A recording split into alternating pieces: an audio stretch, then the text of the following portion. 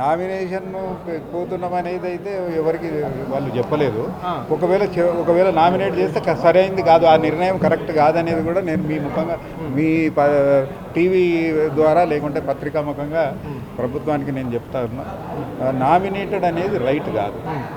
యోగ్యుణ్ణి time ఇచ్చి వ్యవహారం నడపడానికి సంఘ సభ్యులు వాళ్ళు నిర్ణయించుకొని ఎవరినైతే ఎన్నుకుంటారో అప్పుడే సంఘం బాగా జరుగుతుంది అనేది మా అభిప్రాయం. ఈ నామినేటెడ్ వానికి కడుపు నొప్పి ఉండదు, కడుపు తిప్పలు ఉండదు. ఎందుకంటే రాజకీయ నాయకుడు, ఎమ్మెల్యేనో ఎంపీఓ వాళ్ళ అనుచరుడు ఎవరైనా నామినేట్ చేస్తే ఎంతసేపు వాళ్ళ పట్ల వాళ్ళకు కృతజ్ఞత భావం ఉంటుంది తప్ప సంఘం మీద సంఘ సభ్యులకు గురించి ఆయనకు గొప్పగా ఆలోచన ఉండదు అనేది నేను నా అభిప్రాయం. ఇప్పుడు ఒకవైపు రైతులు ధాన్యం కొనుగోలు జరుగుతున్నాయి, ఇట్లాంటి టైంలో రద్దు చేయడం వల్ల ఎట్లా ఉంటుంది పరిస్థితి? రైతులకు ఎలాంటి రద్దు ఏం చేసిండ్రు? ఎప్పుడో డిసెంబర్లో రద్దు చేసిండ్రు. ఇప్పుడు పాలకవర్గాలు లేవు బ్రదర్, పాలనా అధికారి ఉన్నాడు, ఆయనతో ఏమవుతుంది? ఇప్పుడు కొనుగోలు ఇట్లా గుట్టలుగా కుప్పలుగా రోడ్ల మీద ఎందుకున్నాయి? ఇటువంటి పాలనా అధికారి ఉంటే ఆయనకి ఏం చేయాలో కూడా తెలియదు. మేముంటే రైతులను ఒప్పిస్తాం, అధికారులను ఒప్పిస్తాం, ప్రభుత్వాన్ని మాట్లాడతాం.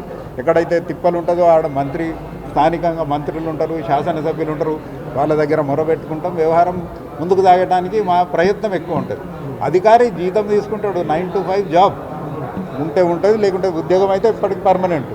వ్యవస్థ ఉన్నా లేకున్నా వాళ్ళకి జీతం అయితే వస్తుంటుంది. రైట్ సార్, దాదాపుగా మీరు 20 నుంచి 25 సంవత్సరాలు కూడా సహకార బ్యాంక్ చైర్మన్గా రాష్ట్ర వ్యాప్తంగా నిధులు నిర్వహించడం జరిగింది, చైర్మన్ పదవిగా. సో మరి ఇలాంటిది ఇన్ని డిసెంబర్లో ఖాళీ అయిన పోస్టులను ఇప్పటి వరకు ఎన్నికలు జరుగుతుంటే ఏ ప్రభుత్వం అన్న పెండింగ్లో ఉంచిందా? అంటే ఇదివరకు ఇప్పుడు రాజశేఖర రెడ్డి గారి టైంలో కూడా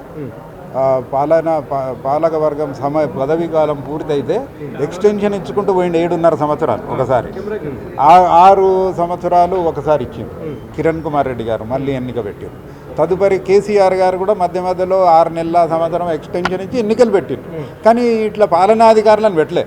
ఇంకోటి ఏ పార్టీ అనేది చూడలే, ఎవరుంటే వాళ్ళందరినీ కంటిన్యూ చేసి అది వాళ్ళు కోర్టు కూడా మీకు ఫేవర్గా తీర్పిచ్చింది కాబట్టి సో ఏం చెప్తారు ప్రభుత్వంకి? ఇప్పుడు ప్రభుత్వం మరి రేపు ఆర్డర్ కాపీ రిసీవ్ చేసుకున్నాక ప్రభుత్వం నిర్ణయం కూడా మనం వేచి ఉండాలి. ప్రభుత్వాన్ని వెంటనే ఏం చేస్తున్నారు అనేది మనం తప్పు పట్టడానికి కూడా లేదు. ఇవాళ ఆర్డర్ టైప్ అయిపోయి బయటకు వచ్చి వాళ్ళకి అందినాక వాళ్ళ నిర్ణయం కూడా ఏముంటుంది అనేది కూడా మనం ఒకసారి చూడవలసిన. ఎన్నికలు వద్దనే అన్నారా? మీరే అంటున్నారు, అన్ని మీరే రాసుడు మీరే చెప్పుడు మీరే ఉంటుంది. అధికారం పెట్టిండు కాబట్టి ఆ ఆలోచన అదే ఎక్కడనో చర్చ జరిగి ఉంటుంది. ఇది సరైన నిర్ణయం కాదు, ఎవరు చెప్పినా కానీ ఈ నిర్ణయం మాత్రం కరెక్ట్ కాదు. అయితే ఎన్నికలు పెడితే త్వరితగతిన ఎన్నికలు పెట్టి కొత్త పాలక వర్గాలను ఎన్నుకున్నట్టయితే ఎవరైనా కానీ ఇప్పుడు మనం 5 సంవత్సరాలు అనేది ఎందుకు పెడతాం? మళ్ళీ కొత్త తరం వస్తే కొత్తదనం వస్తుంది. మళ్ళీ 5 సంవత్సరాలు కొత్త పాలక వర్గాలు వస్తే ఆలోచనలు ఇప్పుడు 5 ఏళ్ళకి స్టాగ్నేట్ అవుతాడు. ఇప్పుడు ట్రాన్స్ఫర్లు కూడా ఉద్యోగాలు 3 ఏళ్ళకు 4 ఏళ్ళకి ఎందుకు తీస్తారు? రకరకాల కారణాలు ఉంటాయి. ఒకడే ఉంటే అదే కుర్చీలుగా పాత పడిపోయి వాడు మనం సోపతి అయిపోయి ఒకటే తీరుగా నడుస్తుంటుంది.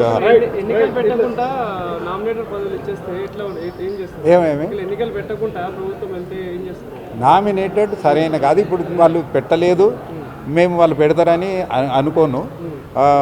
ఒకవేళ అటువంటి నిర్ణయం తీసుకుంటే ఆనాడు ఏం చేయాలో మేము ఆలోచన.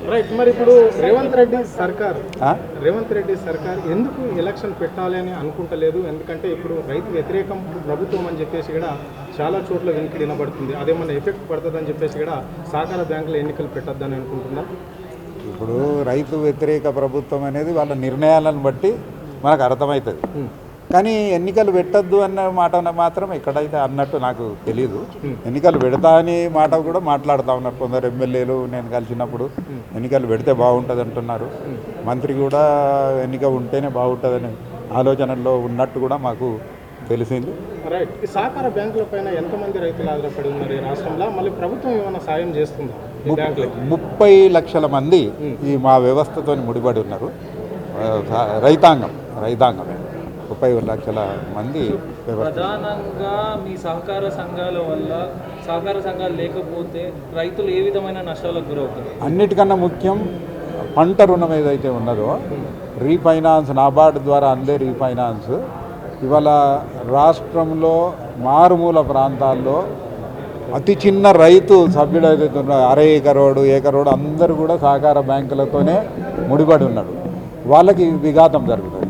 అదే కాకుండా సహకార సంఘాలు ఏదైతే కమర్షియల్ బ్యాంక్ కమర్షియలే, పేరే కమర్షియల్, ఇక దాని పేరే కమర్షియల్. లాభాపేక్షతోనే అవి పనిచేస్తాయి. మేమేమో సేవాభావంతో పనిచేస్తాం. ఎందుకంటే సభ్యులు మా వాళ్ళు, మేము స్థాపించుకున్న బ్యాంకు సంఘాలు కానీ బ్యాంకులు కానీ మాయే, ఇవన్నీ కూడా మాయి. మా అవసరాల కోసం మా సౌకర్యార్థం మేము పెట్టుకున్నాం.